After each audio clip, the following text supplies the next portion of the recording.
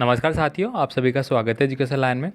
दोस्तों, कक्षा 8वीं के लिए गणित का जो पेपर जारी हुआ है एनसीईआरटी के द्वारा, तो यहाँ पे पूरा पेपर है वो मैं आपको विद सॉल्यूशन विद हल वाला जो पेपर है वो यहाँ पे लेके आ चुका हूँ। और इसके पहले मैंने ऑलरेडी इस पेपर को आपको सोल्व करवा दिया था, लेकिन जिन्होंने नहीं देखा या जो वापस से लेना चाहते हैं उनके लिए मैं वापस से पेपर है वो दिखाने वाला हूँ। साथ ही साथ सभी सब्जेक्ट के जो आपके हैं 10 मॉडल पेपर है वो आ चुके हैं, वो भी आपको ऐप पे मिल जाएंगे। ऐप का जो लिंक है आपको डिस्क्रिप्शन बॉक्स में मिल ही जाएगा, वहाँ से आप उसको डाउनलोड कर पाएंगे। तो चलिए स्टार्ट करते हैं और पूरा पेपर हम देख लेते हैं। तो यहाँ पे मेन इस पेपर की खासियत है, इस प्रकार से आपको सभी विषयों के एक एक चैप्टर एक एक जो पेपर है वो आपको विद सॉल्यूशन मिलेंगे। बाकी के मैं आपको बना के सबको सोल्व करके बताऊँगा। पहला क्वेश्चन यहाँ पे 2/7 इंटू जीरो का मान क्या होगा। तो साथियों, किसी भी संख्या को अगर हम जीरो से गुणा करते हैं तो उसका मान जीरो ही होता है। इस प्रकार से इस प्रश्न का सही आंसर ऑप्शन नंबर बी हो जाता है। अगला देखिए, समीकरण आपको दिया गया है 3x - x बराबर 14 में बायां पक्ष है। तो देखिए बायां पक्ष आपको पूछा गया है यहाँ पे, ठीक है। एक तो होता है, देखिए ये तो हो गया बायां और ये हो गया मेरा दायां। तो बायां तो इस साइड में हो गया, दायां इस साइड में हो गया, तो यहाँ पे पूछा है बायां। तो बायां मेरा 3x - 1 है, जो कि यहाँ पे दिया गया है ऑप्शन नंबर सी में। नेक्स्ट देखिए, यहाँ पे अगला है वर्ग के प्रत्येक कोण का माप होता है। तो प्रत्येक कोण का माप है दोस्तों वह कितना होता है, 90 डिग्री होता है। देखिए ये मेरा वर्ग मान लीजिए आप। अब वर्ग की चार भुजाएं समान होती है। टोटल कोण जो होता है वो 360 डिग्री का होता है। तो 360 अगर 4 से मैं डिवाइड करूँगा तो 4 नाम 36, तो 90 डिग्री का बन गया एक अपने आप ही वैसे ही। तो यहाँ पे भी मेरा सही आंसर ऑप्शन नंबर ए हो जाएगा और यहाँ पे भी ए लिखा गया है। 9 की पूर्ण वर्ग संख्या है। तो यहाँ पे 9 को अगर मैं 9 से गुणा करता हूँ तो मेरा आता है 81। 9 का पहाड़ा सभी को आता है भाई, तो 81 मेरा सही आंसर है। तो ऑप्शन नंबर डी बिल्कुल सही है। संख्या 5 की घन संख्या होगी। तो घन का मतलब होता है उसी संख्या को 3 बार गुणा करना। तो यहाँ पे देखिए 5 गुणा 5 गुणा 5 अगर किया तो बचा 25, और फिर 5 से किया तो 125 मेरा आंसर आ गया। तो यहाँ पे देखिए 125 किस में दिया गया है, ऑप्शन नंबर सी में। तो यहाँ पे भी ऑप्शन नंबर सी ही आपको करेक्ट लिखा गया है भाई। आगे देखिए यहाँ पे अंकित मूल्य माइनस विक्रय मूल्य बराबर कहलाता है। तो दोस्तों ये कहलाता है आपका बट्टा। ऑलरेडी मैंने आपको बता रखा है सारा, और ये पूरा पेपर है ऐसे कि ऐसे आपको हमारे ऐप पे मिल जाएगा, जहाँ से आप इसको आराम से अपने हिसाब से जब चाहे देख सकते हैं और अपने अपने क्वेश्चनों को देख पाएंगे कि कौन सा प्रश्न किस प्रकार से हल हो रखा है, ताकि इसके सिमिलर अगर आप कोई दूसरी एक्सरसाइज कर रहे हैं तो वो भी आपको हेल्पफुल रहेगी। आपको बार बार वीडियो देखने की ज़रूरत नहीं पड़ेगी, वहाँ पे आप इसको आराम से देख पाएंगे भाई लोगों। इसके बाद देखिए यहाँ पे एक पदीय बीजीय व्यंजक है। तो एक पदीय का मतलब जिसमें एक ही पद होता है। तो यहाँ पे देखिए 4x में एक ही पद है, तो ऑप्शन नंबर ए आपका सही आंसर है। आगे देखिए यहाँ पे 0.00035 संख्या का मानक रूप होगा। तो यहाँ पे मानक रूप क्या हो जाएगा, देखिए 0.000 और 0 4 जीरो और फिर 35 है। इसका मतलब मैंने इसको हटाया तो 1 2 3 4 5 6 जीरो आएगी। तो 10 की पावर 6 आ गई, 10 की पावर 6 आ गई। लेकिन यहाँ पे 10 की पावर 6 कहीं भी नहीं है और ऊपर 35 भी नहीं है। तो यहाँ पे मैं एक पावर हटाऊँगा तो यहाँ पे डॉट लगा लूँगा ऊपर। कहने का मतलब है मैंने ऊपर 3.5 किया तो नीचे रह गया मेरा 5, क्योंकि 6 था तो एक कम हो गया। एक कम क्यों हुआ है, क्योंकि मैंने एक डॉट यहाँ पे लगा दी पॉइंट की। तो ये मेरा बन गया सही आंसर। लेकिन इस हिसाब से आंसर है ही नहीं। तो अब मैं क्या करूँगा, जो ये 10 की पावर 5 नीचे है इसको मैं कहाँ ले जाऊँगा, ऊपर ले जाऊँगा भाई।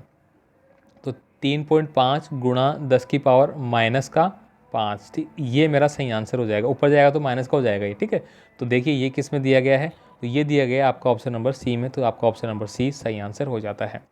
अब देखिए यहाँ पे अगला क्वेश्चन है -19/29 इंटू 19/-29 बराबर 1 में गुणनफल के अंतर्गत उपयोग किया गया गुणधर्म का नाम लिखना है। तो ये है गुणात्मक प्रतिलोम, ठीक है। तो ये आपका सही आंसर हो गया। यहाँ पे आपको लिखना था गुणात्मक प्रतिलोम, क्योंकि इसको इससे काटा इसको इससे काटा तो एक आ गया, बराबर भी एक आ रहा है, तो ये गुणात्मक प्रतिलोम हो गया भाई। अब आगे देखिए यहाँ पे अगला दिया गया समीकरण आपको।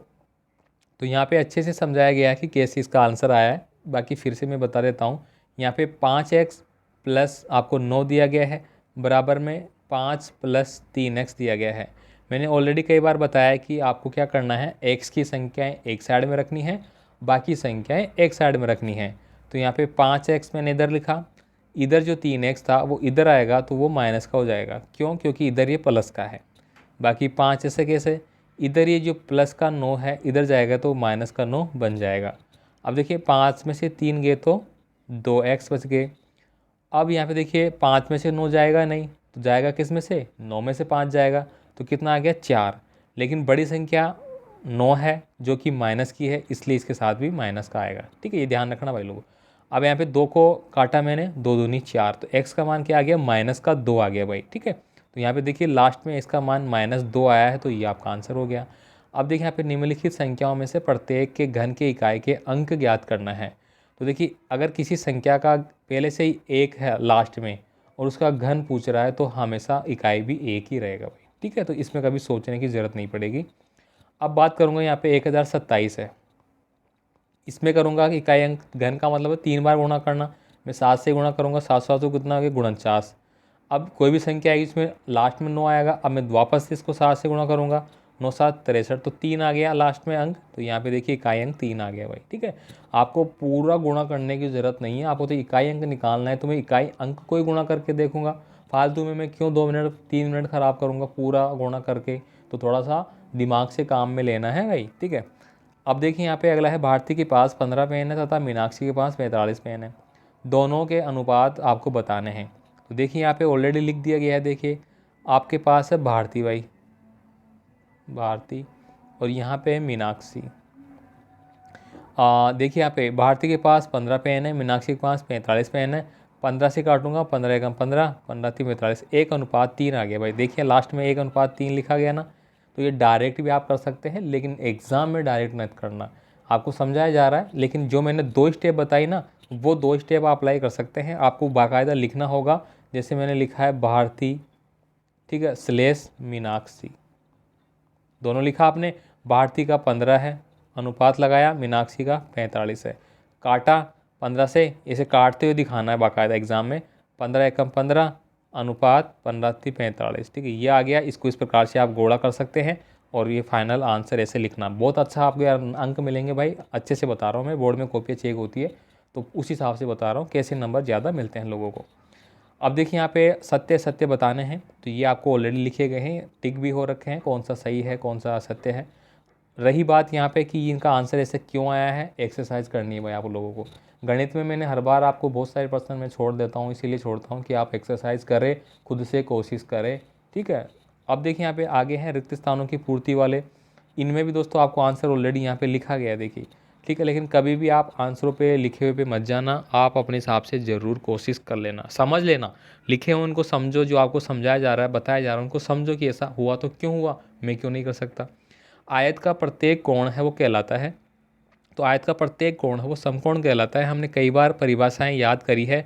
आयत का जो प्रत्येक कोण है वह समकोण कहलाता है और आमने सामने की भुजाएं बराबर होती है। कई बार आपको रटा होगा, कई बार स्कूल में रटाया होगा, फिर से रट लीजिए, समय है। ठीक है, तो ये सारी चीज़ें आपको यहाँ पे लिखी हुई मिल जाती है। ठीक है, तो आप समझ लेना इनको कैसा क्या है, आंसर मिल ही रहा है आपको। यहाँ पे इनको मिलान करना था भाई, खंड ए और खंड ब को। तो देखिए यहाँ पे मिलान करने का मतलब था, ऑलरेडी बताया हुआ था, 7 चौक 28, 28 माइनस का कहाँ पे आ रहा है भाई, 28 देखिए आप देखेंगे तो एक ही जगह दिख रहा है, तो सीधी सीधी बात है ये इसी से मैच खाएगा। ठीक है, अगला है 8 दूनी 16, कहाँ है भाई, 16 यहाँ पे एक ही जगह है, तो ये इसी से मैच खाएगा। थोड़ा सा बस इतना सा गुणा ही तो करना है, इसमें कोई दिक्कत ही नहीं है, गुणा करना है, कौन सा है भाई, टिक लगा दिया, खत्म बात। आगे देखिए यहाँ पे एक अच्छी प्रकार से फेंटी हुई 52 ताशों की एक गड्डी में से एक पत्ता है वो यादृच्छिक रूप से निकाला जाता है, तो प्रश्नों के आंसर आपको देने हैं। अब देखिए यहाँ पे काला बादशाह प्राप्त होने की प्रायता, काला बादशाह 2 हो सकते हैं। 2 कैसे, देखिए 2 कैसे हो सकते हैं, देखिए टोटल जो 52 पत्तियाँ होती है वो 4 कलर की होती है या 2 कलर की होती है, 2 कलर की होती है। 2 में होती है लाल और काला। लाल में होती है, आपने अगर देखा हो तो एक तो अपन बोलते हैं ईंट की और एक होती है पान की, और काले में एक होती है हुक्म की और एक होती है हमारी चिड़ी की। हो गई 4 पत्तियां, है ना। तो अब यहाँ पे कह रहा है कि काला बादशाह, अब काला की 2 बन गई किस्म, 2 किस्म बन गई ना, मतलब 2 संभावनाएं बनेगी किस में से, 52 में से। तो यहाँ पे काटा अगर मैंने तो ये कितना आ गया, सॉरी 26। ठीक है, आराम से ये मेरा आंसर आ गया, यहाँ पे भी ये लिखा गया है। आगे देखिए लाल रंग का पत्ता प्राप्त करने की प्रायिकता। अब देखिए लाल रंग का पत्ता बोला है इन्होंने, एक पत्ते की बात नहीं करी है। लाल रंग के देखिए मैंने अभी अभी बात करी, टोटल 52 पत्ते होते हैं जिसमें से 4 कलर होते हैं। 4 का मतलब हो गया 2 कलर के मिला के 26 और 2 कलर के मिला के 26, समझ गए। तो यहाँ पे 2 कलर के मिला के 26 होते हैं 52 में, 26 से कम 26, 26 दूना 52, ये आपका आंसर आ गया। छोटा सा दिमाग लगाना है। इक्का प्राप्त करने की प्रायिकता, इक्का के 4 होते हैं तो 4 इक्का। अब देखिए यहाँ पे ये नहीं बोला कि लाल का या फिर काले का, इस चीज़ को ध्यान रखना भाई, गलत मत करना इन चीज़ों को। इक्का बोला है तो टोटल इक्के 4 होंगे मेरे, ठीक है। टोटल इक्के हमेशा 4 होते हैं भाई एक पत्ते में, मतलब सबके 4 4 होंगे तभी तो 13 चौक 52 बनेगा टोटल पत्ते, समझ गए। इसको मैंने लगाया 52 क्योंकि टोटल तो 52 ही रहेगा। अब मैंने यहाँ पे लगाया, गुणा किया तो 13 कम 13 और 13 चौक 52, 1/13 आपका आंसर आ गया। इस प्रकार से आप इनको समझेंगे भाई। अब देखिए यहाँ पे अभाज्य गुणनखंड विधि से 9604 का वर्गमूल आपको याद करना है। तो देखिए अभाज्य गुणनखंड विधि से कैसे ज्ञात करते हैं, यहाँ पे अच्छे से आपको दिखाई दे रहा होगा, प्रैक्टिस कर लेना, स्क्रीनशॉट ले लेना, पेपर मिल जाएगा, ऐप पे जाइए लो। जो विद्यार्थी काफ़ी समय से कह रहे थे हम तो ईमेल आईडी नहीं देंगे, भाई मत दो, 2-4 दिन बाद ले लेना भाई, कोई नहीं।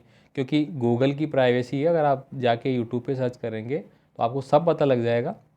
जिन्होंने ईमेल आईडी दी है उनके लिए तो मैं बहुत धन्यवाद कहूँगा कि उन्होंने कम से कम विश्वास तो किया, क्योंकि आजकल विश्वास जल्दी से करते नहीं है लोग। लेकिन कोई बात नहीं, जिन्होंने दिया कोई दिक्कत नहीं। बहुत सारे विद्यार्थी कह रहे थे कि सर पैसा कट जाएगा, ये हो जाएगा, किसी का 1 रुपया भी कट जाए ना मेरे ऐप के कारण, तो भाई उसको मैं मेरे को बता सकता है कि मेरा ये पैसा कट गया आपकी ईमेल आईडी देने से, ठीक है, तो मैं उसको 10 गुना पैसे दूंगा उसका जितना कटेगा। बाकी तो देखिए मैं विश्वास के साथ कह सकता हूँ, आज तक कभी ऐसा कुछ बताया नहीं, बाकी आप लोगों के ऊपर है भाई, करे नहीं करे, ठीक है। अब देखिए यहाँ पे किसी समांतर चतुर्भुज के 2 आसन कोणों का अनुपात 3:2 है। समांतर चतुर्भुज के सभी कोणों की माप आपको ज्ञात करनी है। तो ये देखिए बहुत अच्छे से सुंदर तरीके से यहाँ पे बताया हुआ है, फॉलो करना है कैसे क्या होता है, ठीक है। अब देखिए यहाँ पे 12,000 रुपये का 2 वर्ष चक्रवृद्धि ब्याज का फॉर्मूला था, एक मैंने क्वेश्चन भी पूछा था एक बार। तो यहाँ पे चक्रवृद्धि ब्याज का फॉर्मूला का सूत्र होता है P गुणा 1 + R/100⁴ ये याद कर लो। कोई सा भी प्रश्न आए, कोई से भी संख्या आए, 2 मिनट में हल हो जाएगा भाई। 2 मिनट तो लगेगी क्योंकि आपको इतना एविड नहीं है, तो फिर भी 2 मिनट तो लगी जाती है, 1 मिनट तो मैक्सिमम लगेगी। अब देखिए यहाँ पे ये आप इस हिसाब से कर पाएंगे। ये सूत्र लगाया, बस लिखना है आपको, कुछ करना ही नहीं है। एन जो ऊपर हमने लगाया था ब्रैकेट के बाहर, एन का मतलब होता है समय। अब समय यहाँ पे 2 वर्ष है, मतलब यहाँ पे जो संख्या आएंगी उसको 2 बार गुणा करना है। फॉर एग्जांपल मैं बता देता हूँ, यहाँ पे हमने लिखा 12,000, ठीक है, ब्रैकेट 1 + आर का मतलब होता है दर, ये तो आप समझ जानते हैं। आर बराबर क्या होती है भाई, दर, और एन बराबर क्या है भाई, समय। समय को कई बार टी से भी हम लिख देते हैं, ठीक है। तो यहाँ पे 10/100, ऐसा कैसा, एन यानी कि 2 वर्ष है ना।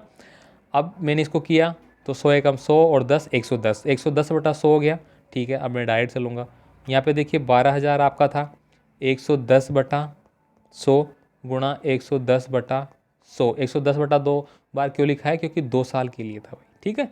अब इसको मैं काटूंगा, 1 0 2 0 1 0 2 0 1 0 2 0 1 0 2 0, कट गया। 11 को 11 से गुणा किया 121 आ गया। इधर कितना बच गया, 120 आ गया, समझ गए। अब ये जीरो है, इसको गुणा करने की ज़रूरत ही नहीं, इसको तो पहले ही चिपका दो, ये ले भाई जीरो, तू तो पहले से फिक्स हो गया यहाँ पे। अब मेरे को 121 को बस 12 से गुणा करना है। 12 का भाग सबको आता है भाई, 8वीं में पढ़ने वालों को, नहीं आता है तो फिर भाई आपका कुछ नहीं हो सकता भाई, पढ़ लो। 12 एकम 12 मतलब 2 हासिल की 1 लग गई, 12 दूना 24 और 1 25 का 5 हासिल की 2 लग गई, 12 एकम 12 और 2 14, 14 520 आ गया ना। अब देखिए यहाँ पे लास्ट में क्या आया भाई आंसर, कहाँ गया भाई, हाँ 14 520, तो ये आ गया मेरा, ये रहा देखिए, ये आ गया 14 520, ठीक है। ये तो क्या आ गया मेरा, मिश्रधन आ गया। अब ये लास्ट में क्या पूछ रहा है कि चक्रवृद्धि ब्याज ज्ञात कीजिए जबकि ब्याज वार्षिक संयोजित है, ठीक है। और साधारण ब्याज एवं चक्रवृद्धि ब्याज दोनों बोला है इसने, देखिए साधारण ब्याज भी बोला है और चक्रवृद्धि ब्याज भी बोला है, पर्सन को समझ लेना भाई। तो चक्रवृद्धि ब्याज तो है वो मेरा आ गया 14,520 रुपये, ऐसे कैसे मैंने निकाला है। अब मेरे को क्या करना है, इसमें से जो मूलधन है वो निकाल दो, वो आपका साधारण ब्याज बन जाएगा। तो यहाँ पे देखिए 14,500 में से 12,000 रुपये जो था वो निकाला, तो वो मेरा ये बन गया साधारण ब्याज का। अगर नहीं निकाल पा रहे ऐसा तो भाई लो, साधारण ब्याज का फॉर्मूला तो आपको आता ही है, क्या होता है भाई, मूलधन, मूलधन कितना है 12,000 पे, दर कितनी है भाई 10, समय कितना है भाई 2 बटे में 100, 1 2 और 1 और 2 कट गया भाई, ये कितना बच गया 20, 10 दूना 20 हो गया ना, और ये कितना हो गया 120, जीरो को यहाँ चिपका दो भाई ऑलरेडी, 12 दूना 24, ठीक है, ये आ गया यहाँ पे मेरे पास 24, और यहाँ कुछ गड़बड़ हो गया ना, हाँ 2400 रुपये आ गए, ठीक है। तो इसको माइनस करेंगे अपन उसमें टोटल, तो ये आपका आंसर आ गया, इस प्रकार से भी आ जाएगा। तो कैसे भी आप निकाल सकते हैं, थोड़ी बहुत त्रुटि अगर हो गई है मेरे से तो कोई दिक्कत नहीं। देखिए यहाँ पे 2400 आ गया था टोटल, आप यहाँ पे 120 रुपये निकाल पाएंगे जो था इसमें, ठीक है। अब देखिए यहाँ पे बाकी की जो क्वेश्चन है वो आप यहाँ पे देख लेना भाई किस प्रकार से हो रखे हैं, ठीक है। यहाँ पे देखिए भोजन वाला था, कितना भोजन पर्याप्त रहता है, एक अनुपातों में रखना होता है, एक साइड में रखना है दूसरी साइड में रखना है, आंसर आ जाएगा। देखिए फॉर एग्जाम्पल मैं बता देता हूँ, यहाँ पे कह रहा है ना किसी पशुपालन में 20 पशुओं के लिए 6 दिन का है, तो हमने लिखा 20 गुणा 6 के लिए है बटा 1 बराबर 10 पशु और आ जाएँ तो 10 पशु आ गए तो अब कितना हो गया 30, वो बन गया y बटा 1, का वही है, एक जीरो से एक जीरो काट दिया मैंने यहाँ पे, ये कितना है 6 दूनी 12, ये 1 है भाई यहाँ पे, ठीक है 6 दूनी 12। अब इसको मैं गुणा करूँगा यहाँ पे तो कितना आ गया 4, मतलब 4 का उसमें क्या हो रहा है, देखिए यहाँ पे 4 आ रहा है ना, तो 4 की बढ़ोतरी हो गई उसमें कुल मिला के। तो अब जो भोजन है वो कितने दिन चलेगा, 4 दिन चलेगा। देखिए आराम से वैसे भी निकाल लिया मैंने, आप ऐसे निकालना चाहते हैं ऐसे निकाल सकते हैं भाई, ठीक है। देखिए गणित में प्रश्न को हल करने के कई मेथड होते हैं भाई, ठीक है। तो कभी भी ये मत सोचना कि यार सर ने तो ऐसे बताया था मैंने तो ऐसे कर दिया, ऐसा कभी मत सोचना, जैसा आपको समझ में आता है वैसा करिए। बाकी प्रश्न आप यहाँ पे देखेंगे इनको कैसे क्या करना है। पाई चार्ट वाला है, बहुत अच्छे से देखना, पाई चार्ट वाला प्रश्न आपका 1000% आता है, ठीक है। तो अच्छे से समझ लेना इसको, ज़्यादा दिक्कत नहीं है, बहुत आराम से इसको करना है आपको। जो चीज़ें पूछी जाए उनका इनको पढ़ लेना है, किस में क्या क्या दिया गया है भाई, बस उन्हीं को पूछता है 2-4 क्वेश्चनों में, है ना। बाकी गुणनखंड वगैरह है ये तो आपको हल करना आना ही चाहिए, आप करेंगे ही, ऑलरेडी बता रखा है, ठीक है। कैसे क्या करेंगे बहुत आसान है, 2-4 बार एक्सरसाइज तो करनी ही पड़ेगी भाई आप लोगों को, ठीक है। ये चतुर्भुज के हो गए आपके, ये देखिए आपका जो पैमाना होता है आलेख वगैरह बनाते हैं वो आपको यहाँ पे बनाया गया है भाई, ठीक है। तो पूरा देखिए यहाँ पे स्लाइड करके दिखा रहा हूँ, ठीक है, और वहाँ पे आपको आराम से दिखेगा। एक्सरसाइज करने का टाइम आप लोगों के पास, करिए। कुछ प्रश्नों को मैंने छोड़ता हूँ हर बार, मैथ में खासियत है, तो इनको आप करिए। और जैसा भी हो आपका कमेंट ज़रूर कर देना, जो भी आपको रिक्वायर है। व्हाट्सअप का नंबर है मेरे पास, मेरा ये, वहाँ पे आप मुझे मैसेज कर सकते हैं, कॉल ना करें भाई लोगों प्लीज़। मिलते हैं अगले वीडियो में अगले पेपर के साथ, धन्यवाद।